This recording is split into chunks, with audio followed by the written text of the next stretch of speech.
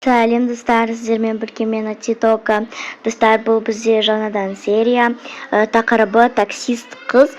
Бұл серия сіздерге ұнайды деген ойдамын. Егер де ұнаса, менің еңбегімді бағалап, лайк басып, арнама тіркеліп, комментария жазып, мені қолдап кетуді ұмытпаңыздар. Ендеше біз бастаймыз.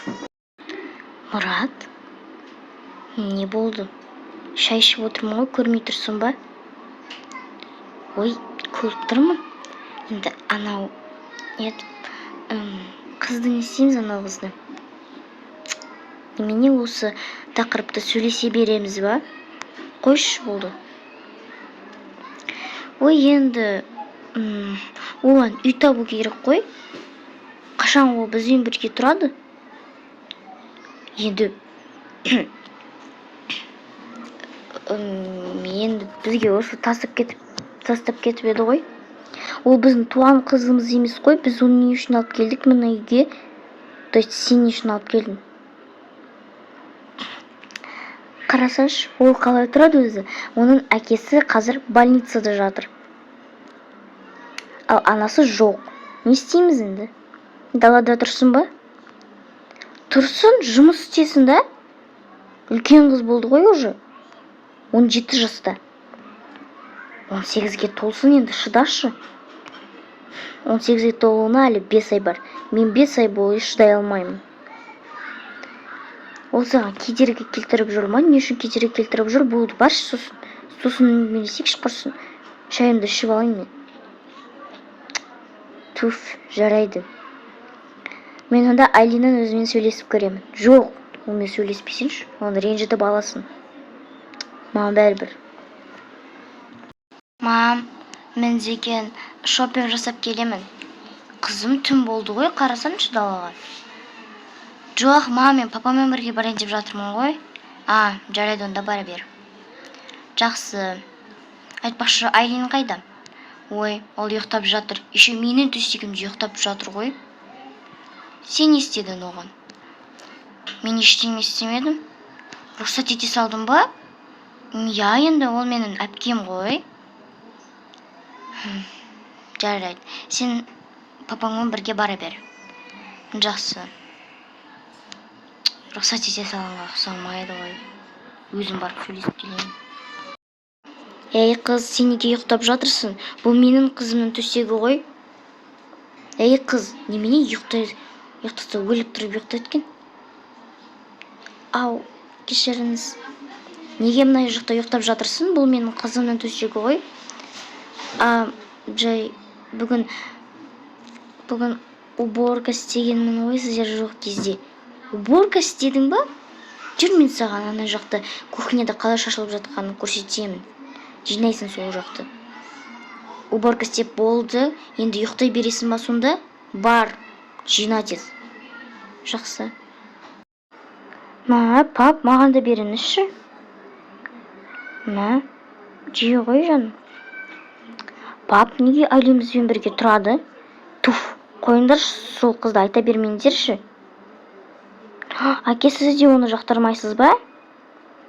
Жоқ, сендер екеулерің ғой оны жақтырмайсыңдар. Пап, енді ол менің туған әпкем емес қой.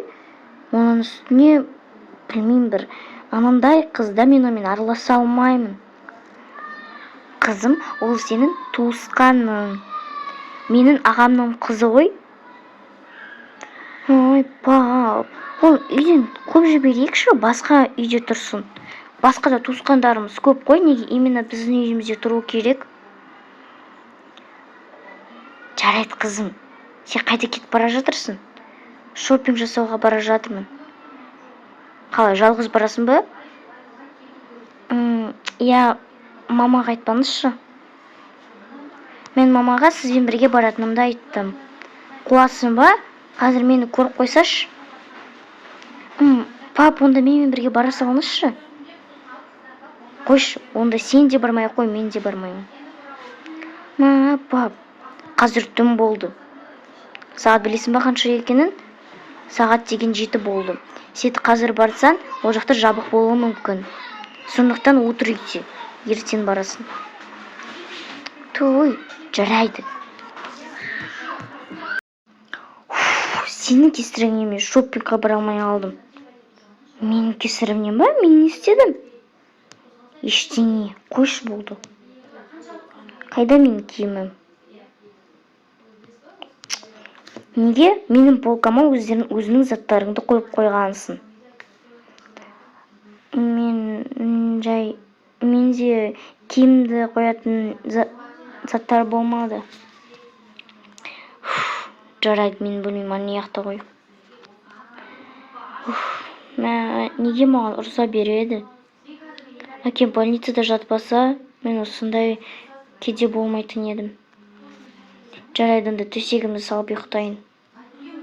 Әйтпесе қазір тағы да ұрсады маған. Одан да барлық айқайдан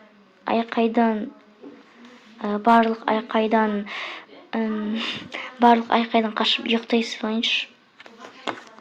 Жаным қызым, ұйықтайсың ба? Я, жақсы, қайырлы түн. Айтпақшы, ертең әкең екеуіміз саған торговый центрдан бір киімдер, заттар алып келеміз. Және бір туысқанымыздың туған күні болады екен, соған заттар алуға барамыз. Ал әпкең екеулерің үйде отырасыңдар. Жарайды, ендеше ұйықтай ғой. Қайырлы түн сізге де. Қайырлы түн. Аға, сіз болдыңыз ба? Мен аяқты жинайын дегенмін. Сен барып жата бер, мен мына жақты өзім жинай саламын. Жоқ, маған қазір ұрсады, сондықтан өзім жинай саламын. Онда сен осы жақта тұр, ал мен жинай салайын. Сосын тәтең келген кезде сен жинағандай киіп таныта саламыз. Аға, сізге рахмет. Аха, айтпақшы, ма шай ішіп ал. Аға, мынау шай емес, кофе ғой. Жарайды, іше бер. Мынаны мен мына жаққа қоя салайын.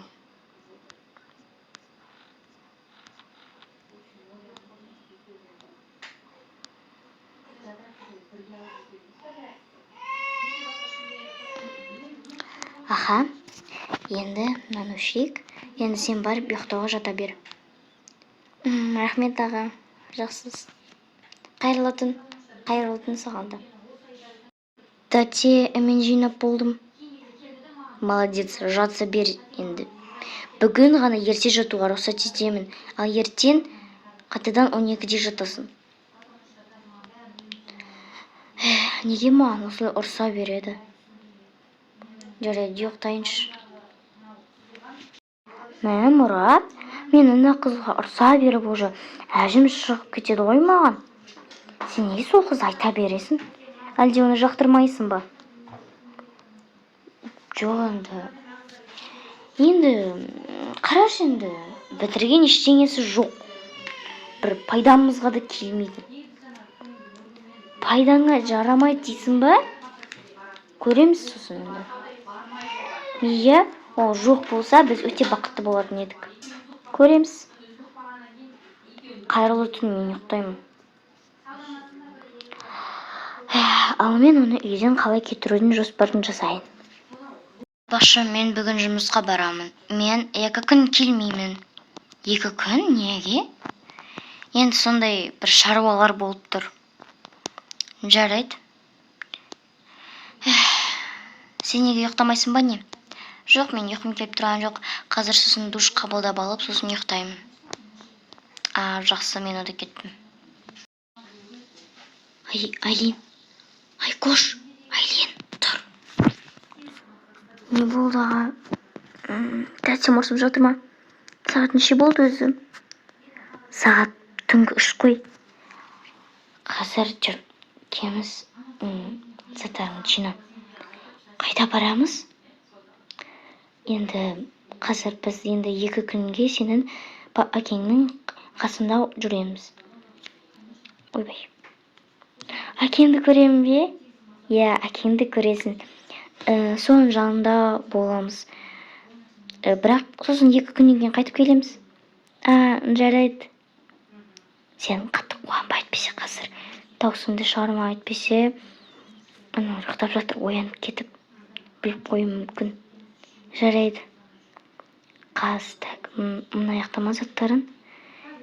Қазір мен саған заттарында қоятын сумка алып келейін. Айлин, міне саған сумканы алып келдім. Бұл деген Айзеренің сумкасы ғой.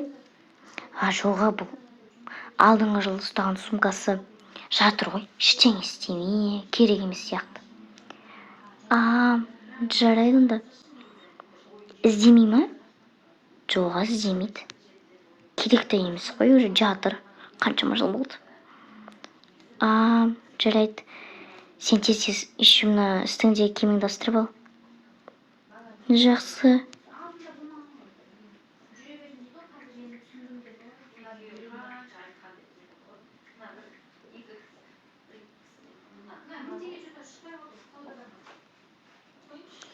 Неке болдым.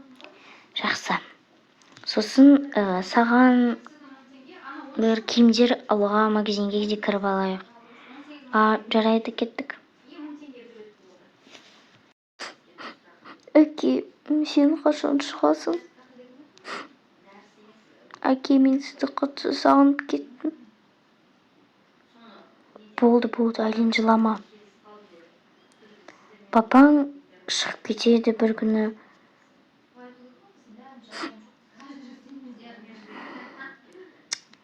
Не істеймін?